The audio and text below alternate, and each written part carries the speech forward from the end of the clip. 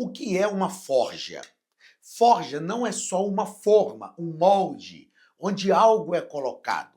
Forja envolve tanto essa forma, tanto o molde, como todo o processo ao qual aquilo que está sendo moldado deve ser submetido. Nós somos forjados por Deus. E ao nos forjar, Deus usa não só uma forma, a forma de Deus, mas Deus usa também um processo, o processo de Deus. Às vezes, ser forjado dói, exige renúncia, ser forjado, aparentemente, às vezes não é bom. Mas todos nós, quando somos forjados por Deus, estamos num processo de crescimento, de amadurecimento, a fim de que o nome de Jesus seja glorificado na nossa vida e visando com que nós cumpramos todo o projeto de Deus em nós.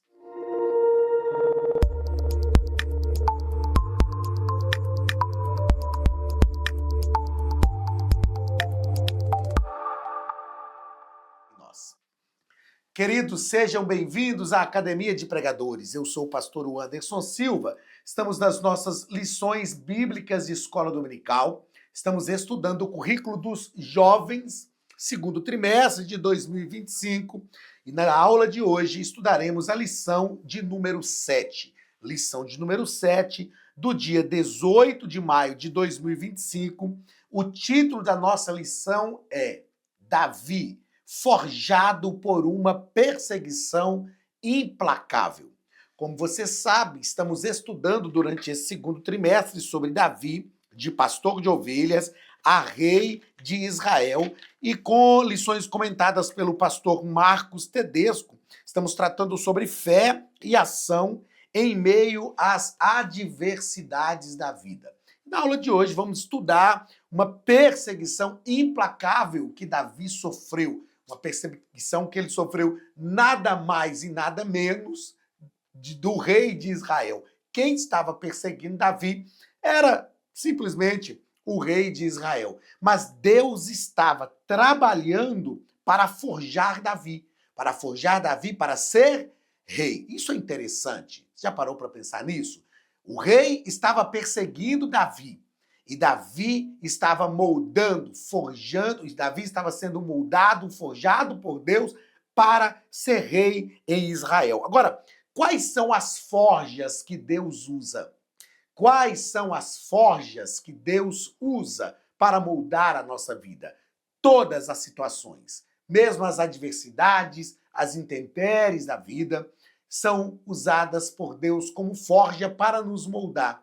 Paulo, escrevendo na carta aos Romanos, capítulo de número 8, ele falou sobre isso, que todas as coisas contribuem juntamente para o bem daqueles que amam a Deus, daqueles que são chamados segundo o seu propósito. Você precisa crer nisso, acreditar nisso, que todas as coisas estão contribuindo para o seu bem. Todas as coisas estão sendo uma forja de Deus para contribuir para o seu bem. Texto principal da nossa lição está em Isaías capítulo 40 e versículo 31, que nos diz o seguinte: mas os que esperam no Senhor renovarão as suas forças e subirão com asas como águias, correrão e não se cansarão, caminharão e não se fatigarão. Meus queridos, não há nada melhor do que esperar em Deus. Não há nada mais poderoso do que esperar no Senhor. É claro que existem situações da nossa vida que a gente olha e não vê possibilidade. A gente fala, meu Deus, como que essa situação está contribuindo para o meu bem? Não tem possibilidade. Mas tem uma coisa que eu tenho aprendido ao longo da vida, é que o nosso Deus, ele é perito em transformar situações adversas em situações de bênçãos para a nossa vida. É isso mesmo. Deus recalcula as nossas rotas. Deus transforma situações adversas em situações de bênçãos. E você precisa realmente acreditar nisso. Resumo da nossa lição nos diz que, em meio às perseguições e adversidades, Davi foi sendo preparado por Deus para a missão que a ele estava reservada, mantendo-se sempre fiel e íntegro. Perceba que o resumo diz que Davi foi sendo preparado por Deus para a missão que lhe estava reservada. Deus tem uma missão para você. Deus nos fez nascer com um propósito para cumprir uma missão. Todos nós, Deus nos fez nascer com um propósito a fim de cumprirmos uma missão. E enquanto Deus nos prepara para este propósito, para o cumprimento dessa missão, nós precisamos manter a nossa fidelidade e a nossa integridade. O que é fidelidade? É continuar sendo fiel. É não perder a comunhão com Deus, é lutar para manter a nossa fidelidade. E íntegro, íntegro, a ideia de íntegro é aquilo que é inteiro, aquilo que é completo. Que Deus nos ajude a manter a nossa fidelidade. O texto bíblico da nossa lição está em 1 Samuel, capítulo 19, do versículo 1 ao versículo 7, que nos diz o seguinte: E falou Saul a Jonatas, seu filho, e a todos os seus servos, para que matassem Davi.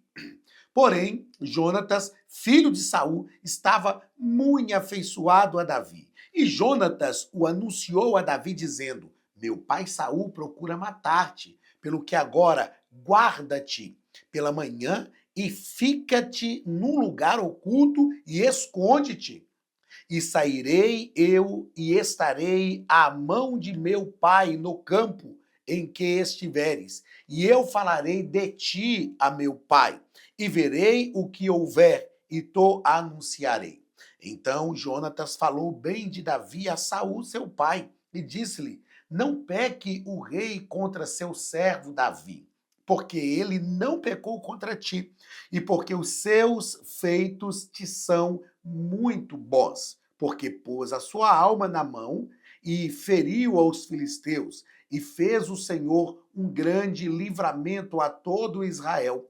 Tu mesmo viste e te alegraste, porque, pois, pecarias contra sangue inocente, matando Davi sem causa? E Saul deu ouvidos à voz de Jonatas, e jurou Saul: Vive o Senhor, que não morrerá. E Jonatas chamou a Davi e contou-lhe todas estas palavras. E Jonatas levou Davi a Saul e esteve perante ele como dantes. Queridos, quando nós olhamos para a leitura bíblica em classe dessa lição, ou texto bíblico, leitura bíblica em classe é lá na lição dos adultos, quando olhamos para o texto bíblico dessa lição, nós vamos perceber que Saul, que Jonatas, realmente fez de tudo para proteger Davi. Porém, infelizmente, Saul deu ouvidos por pouco tempo, mas Jonatas tentou. Na introdução da nossa lição, o nosso comentarista vai dizer que nessa lição estudaremos essa importante área da vida humana, o desenvolvimento diante das adversidades. O desenvolvimento diante das adversidades. Queridos, não há nada melhor para nos ajustar do que conseguirmos gerenciar as adversidades, gerenciar as crises, nos desenvolver em meio às adversidades. Quando nós pensamos nisso, nós precisamos entender que as adversidades, essa é uma frase minha que Deus colocou no meu coração já há algum tempo. As adversidades são as mais poderosas ferramentas de Deus para nos moldar. Parece assim paradoxal, né? Mas o reino de Deus é paradoxal. As adversidades são as mais poderosas ferramentas de Deus para nos moldar. Primeiro ponto da nossa lição, pastor Marcos Tedesco vai falar sobre uma perseguição implacável. Primeiro parágrafo, quando a fuga é necessária. É interessante nós pensarmos nisto, né? É claro que ninguém gosta de fugir. Fugir não é bom, mas você sabia que existem momentos que nós precisamos fugir? Existem momentos que a melhor coisa a se fazer é escapar pela sua vida. E o pastor Marcos Tedesco vai nos dizer o seguinte: as perseguições foram se intensificando, obrigando Davi a iniciar uma época de constantes fugas a fim de salvar sua vida, mesmo temente a Deus, fiel ao rei e dedicado em proteger Israel, íntegro e humilde, as maldades de Saul se intensificaram e a morte de Davi se tornou uma possibilidade nítida. Saul, infelizmente, colocou em sua cabeça: eu vou matar Davi. Eu vou matar Davi. E ele passou a viver desta forma. Ele passou a viver pensando tendo como objetivo de vida a morte de Davi. E aí eu coloquei aqui uma pergunta: por que Deus permite o justo e fiel ser perseguido? Por quê? Já parou para pensar nisso? Você já se fez essa pergunta? Porque mesmo sendo fiel, Deus permite algumas adversidades sobre as nossas vidas para moldar o nosso caráter. No caso de Davi, para moldar o caráter de rei em Davi. Davi precisava ser moldado para assumir. Ele já tinha sido ungido como rei de Israel. E ele precisava assumir o trono. E como é que Deus faz para moldar o caráter de rei de Davi? Permitindo o próprio rei persegui-lo. Segundo parágrafo do primeiro ponto, em busca de Samuel. É claro que Davi estava sendo perseguido e ele vai procurar ajuda. Ele vai procurar ajuda, não é? É claro que ele vai procurar ajuda. E aqui, ó, nos diz o pastor Marcos Tedesco, nós temos um importante ensinamento para todos nós. Como é bom termos em nossas vidas pessoas tementes a Deus, nas quais podemos confiar, abrindo nosso coração à espera de sábias palavras e bons conselhos. Procure sempre alguém que tenha bons conselhos para te dar. Tomado de fúria, Saul enviou várias comissões de mensageiros até Naiote para capturar Davi. Perceba que Saul não ia desistir. Saul deixa claro que ele não ia desistir. Davi foi até Samuel, ouvir conselhos de Samuel, saber quais atitudes deveria tomar, e Saul ficou sabendo que Davi estava lá. E ele mandou várias guarnições de soldados para prender Davi. As guarnições não conseguiram e por fim ele falou: eu mesmo vou. E é claro que ele também não conseguiu. E eu fiz questão de escrever aqui o seguinte: Saul estava tão cego e insensível que não conseguia ver o quanto o próprio Deus protegia Davi. Gente, eu gosto sempre de dizer o seguinte: se você quer saber quem é uma pessoa, pergunte para Deus quem é ela. Agora, aquilo que Deus te falar, você precisa acreditar. Aquilo que Deus te falar, você precisa realmente seguir, você precisa focar e seguir a sua vida em relação às pessoas. Isso deve ser um procedimento de todos nós. Ah, eu quero saber quem é fulano de tal. Pergunte a Deus, pergunte para o Senhor quem é essa pessoa e aquilo que o Senhor te falar, realmente acredite. Saul estava cego, ele queria tanto matar Davi que ele não conseguiu entender que quem protegia Davi era o próprio Deus. Terceiro parágrafo do primeiro ponto, a Academia de Pregadores tem um recado para você. Você está assistindo a uma aula da Academia de Pregadores, a maior escola bíblica online da América Latina. São mais de 60 cursos completos, com certificados e reconhecimento da CGADB, a Convenção Geral das Assembleias de Deus no Brasil. Se você deseja crescer em graça e conhecimento, fazer dezenas de cursos, fazer o básico, o médio, bacharel em teologia, capelania, hebraico bíblico e tantos outros, você deve se matricular e começar agora mesmo a sua jornada de crescimento na Palavra de Deus. Aqui, na descrição do vídeo, nós deixamos um link especial que contém uma promoção exclusiva para o nosso canal do YouTube. Clique no link e conheça mais.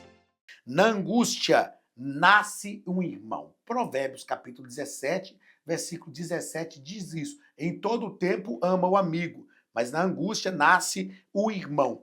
Como foram difíceis os dias de Davi, como foi preciosa a amizade cultivada com Jonatas. Ao voltar de Ramá para Gibeá, tiveram a oportunidade de se despedir e confirmarem uma aliança de bondade. Outra coisa que o pastor Marcos Tedesco nos destaca nesse ponto é que, nas adversidades, é aquilo que nós temos falado, o amigo se mostra presente. Meus queridos, nós precisamos entender que Deus sempre vai preparar pessoas para estar ao nosso lado. Tem um amigo que diz que quando Deus quer nos abençoar, Ele não nos dá coisas, Ele nos apresenta pessoas. Em todo o tempo, nós teremos pessoas que vão torcer contra nós? Teremos, mas teremos pessoas também que vão estar ao nosso lado. Vão ser ferramentas de Deus ao nosso lado. E Jonatas, filho de Saul, filho do rei, que reinaria no lugar de Saul, porque ele era o filho mais velho na monarquia. O filho mais velho assume o lugar do pai. Jonatas se manteve fiel a Deus, se manteve fiel ao seu pai, se manteve fiel também a Davi. Jonatas soube transitar naquele momento de adversidade para Davi.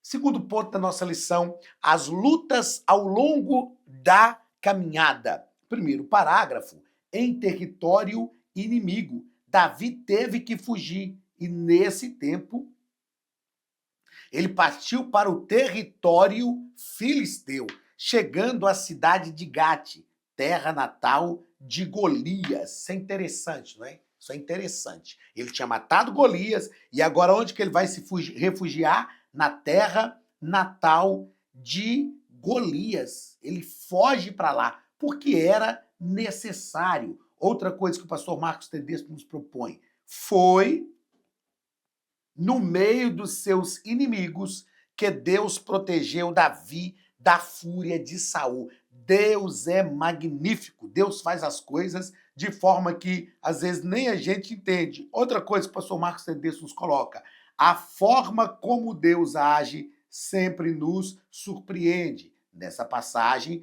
vemos um fugitivo sendo protegido pelos seus antigos inimigos, por gestos e imitações de loucura e pelos desertos que tantos perigos escondem. Davi se refugiou entre os filisteus e aí ele fingiu que estava doido. Começou a babar, começou a tremer e o rei dos filisteus falou, não, deixa esse camarada aí, deixa esse camarada aí. Naum escreve, no capítulo 1, do versículo 3, Deus tem o seu caminho na tormenta e na tempestade. Naum, capítulo 1 e versículo de número 3. Tinha esquecido de colocar só a referência aqui. Naum escreveu, Deus tem o seu caminho na tormenta e na tempestade. Nós precisamos realmente acreditar que em tempos de adversidade, Deus está no controle de todas as coisas e Ele tem um caminho. Quem sabe você está enfrentando o momento mais complicado da sua vida. Creia nisso. Deus tem um caminho. Deus está no controle de tudo. Deus não te deixou só. Ele é o Senhor de toda a terra. Se for preciso, Ele usa antigos inimigos para nos proteger. E foi isso que Davi experimentou. Segundo parágrafo do segundo ponto, uma questão de fidelidade. Pastor Marcos Tedesco diz que a história de Davi nos apresenta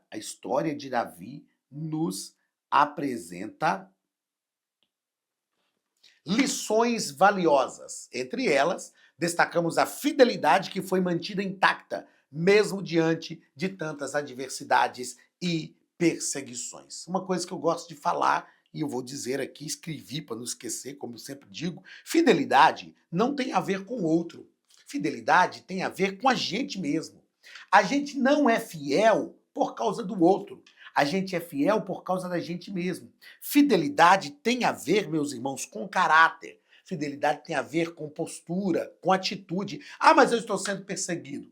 Mantenha-se fiel. Terceiro parágrafo do segundo ponto, na angústia, terceiro parágrafo do segundo ponto, na caminhada, a provisão do Senhor. Deus sempre provê nos mais diversos lugares. É isso que o pastor Marcos Tedesco diz. Nos mais diversos lugares, em Israel e em território filisteu e moabita, o Senhor proveu a segurança do seu ungido.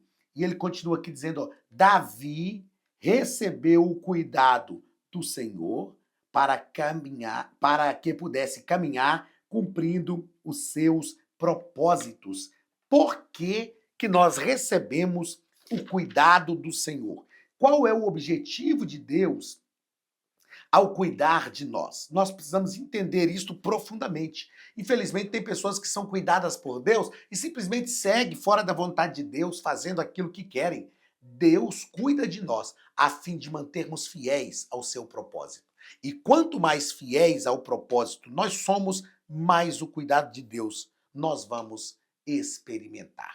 Terceiro ponto da nossa lição.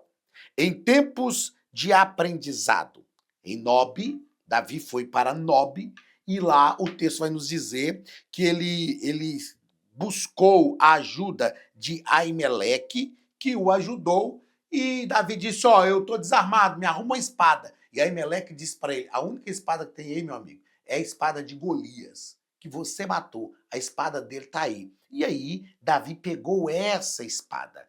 E eu escrevi aqui, para não esquecer de te falar que as armas de inimigos vencidos poderão ser as ferramentas que Deus usará para conceder novas vitórias. Davi tinha vencido Golias e as armas de Golias, a arma de Golias, a espada de Golias, ela iria servir Davi. O pastor Marcos Tedesco, ele vai nos falar também no segundo ponto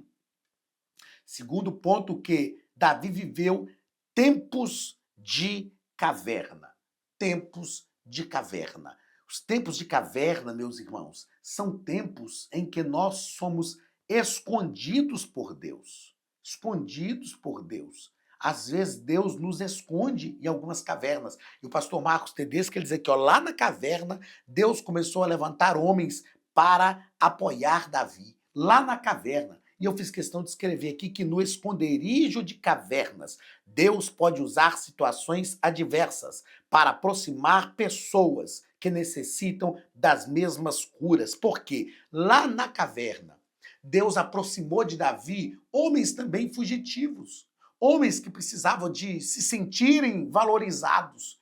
Você nunca está na caverna sozinho. Você nunca está sofrendo sozinho. Deus sempre vai colocar pessoas ao seu lado. O nosso problema é que às vezes nós achamos que as nossas dores são maiores do que as dores dos outros. E começamos a reclamar. E Deus está dizendo, calma, olha para o seu lado. Tem alguém sofrendo aí junto com você. E se vocês se unirem, vocês serão uma bênção um para o outro. Em tempos de caverna, Deus aproxima pessoas que estão sofrendo as mesmas coisas e necessitam das mesmas curas. Terceiro parágrafo do terceiro ponto. Um processo contínuo. Um processo contínuo.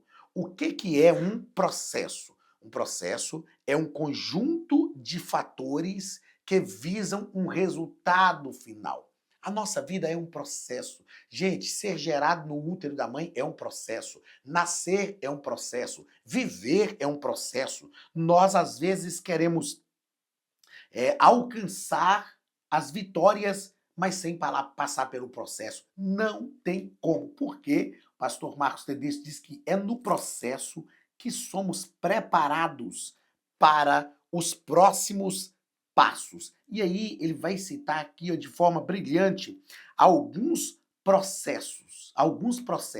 José foi preparado por 14 anos. Ele vai citar, Moisés foi preparado por 80. Josué foi preparado por 40 anos, entre tantos outros processos. Deus sempre submete os seus servos a processos. Deus sempre vai nos submeter a processos. Processos de aprendizagem, processos de crescimento, processos dolorosos, mas processos que realmente contribuem para o nosso bem. Faz com que o nome do Senhor seja glorificado e nos coloca no centro da vontade de Deus para cumprir todos os desígnios de Deus para a nossa vida. Que eu e você encerremos esta aula sabendo que Davi foi forjado.